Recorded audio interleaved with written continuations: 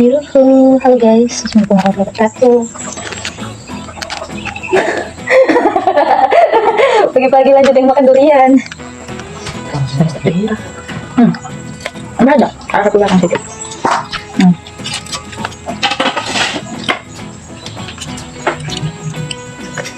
Ada kan lebih terang? Nah, yang belakang saja. Hai, assalamualaikum warahmatullahi wabarakatuh. Selamat pagi bunda-bunda, apa kabar semuanya? Maaf ya, tadi aku itu ketawa.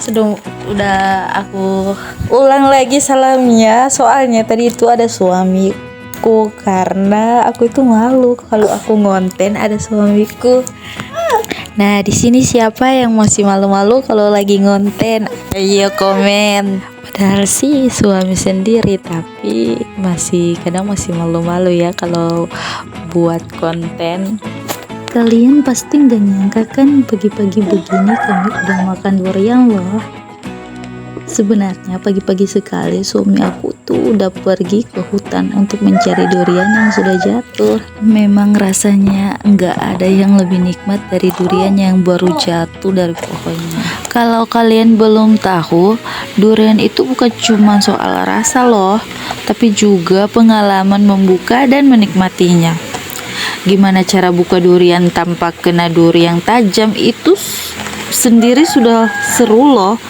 Apalagi momen-momen seperti ini. Lihat tuh teman-teman, daging durian yang lembut dan berwarna kuning.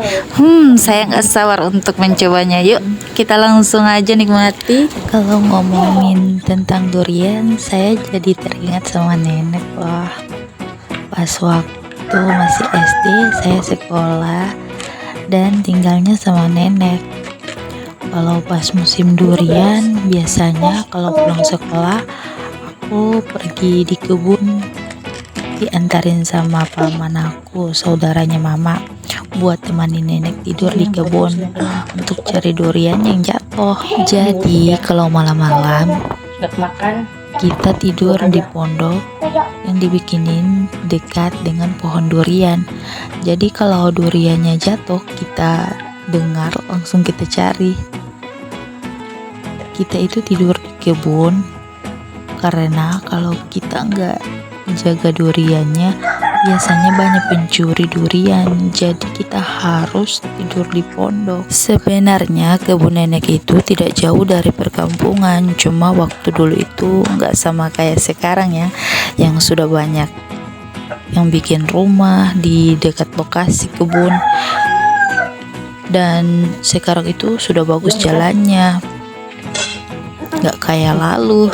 Dan gak kebayang waktu tidur di kebun pas malam-malam, aku itu sebenarnya takut dengar suara-suara burung, dan cuma berdua sama nenek pula.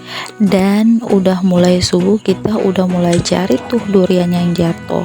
Sebenarnya pohon durian nenekku itu cuma satu pohon, tapi buahnya itu lanjut banyak. Aku cari tuh durian, terasa sudah pagi. Tiba-tiba ada nenek-nenek dan cucunya, mereka juga mencari durian.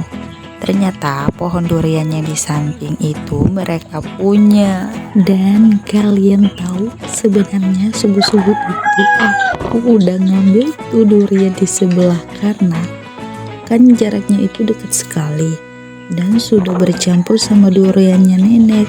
Jadi kusangka itu duriannya nenek, ternyata bukan, cok. Setelah nenek dan cucunya cari tuh durian, dia itu cerita sama aku. Dia kasih tahu kalau dulu itu ada saudariku yang lahir di angkot. Katanya pas pulang suaminya tanya, kok bau kamu seperti bau-bau bayi? Dan nenek itu bilang, tadi aku bantu ibu yang mau melahirkan di angkot. Terus tuh suaminya si nenek itu bilang, oh pantasan aja. Dan singkat cerita, terus aku bilang tuh sama nenek-nenek, nek, yang nenek bantu dulu itu sebenarnya mama aku, dan yang hampir dilahirkan di angkot itu adalah aku. Baru sekian lama mama aku ceritakan tentang nenek ini, ternyata hari itu juga baru pertama kali aku melihatnya. guys, aku terharu dengar cerita ini dan akhirnya aku ketemu juga si nenek ini. Bapakku pernah cerita masa kecilku bahwa mamaku udah sakit perutnya di angkot dan di pertengahan kampung mamaku tuh sudah pecah air ketubannya. Terus nenek itulah yang bantuin mama aku mau melahirkan. Tapi pas saat itu mama aku nggak mau kalau dia tuh lahiran di angkot. Soalnya banyak orang, jadi angkotnya itu buru-buru sampai di rumah nenekku. Sampai di rumah baru tuh lahirkan aku. Sebenarnya masih panjang sih ceritanya, tapi ini aku cuma singkat aja. Kalian punya pengalaman seperti aku saat mencari durian di hutan? Tulis di kolom komentar ya. Saya sangat penasaran banget dengan cerita kalian. Oke, segitu dulu ceritanya tentang mencari durian. Jangan lupa like, komen, dan subscribe ya. Bye-bye.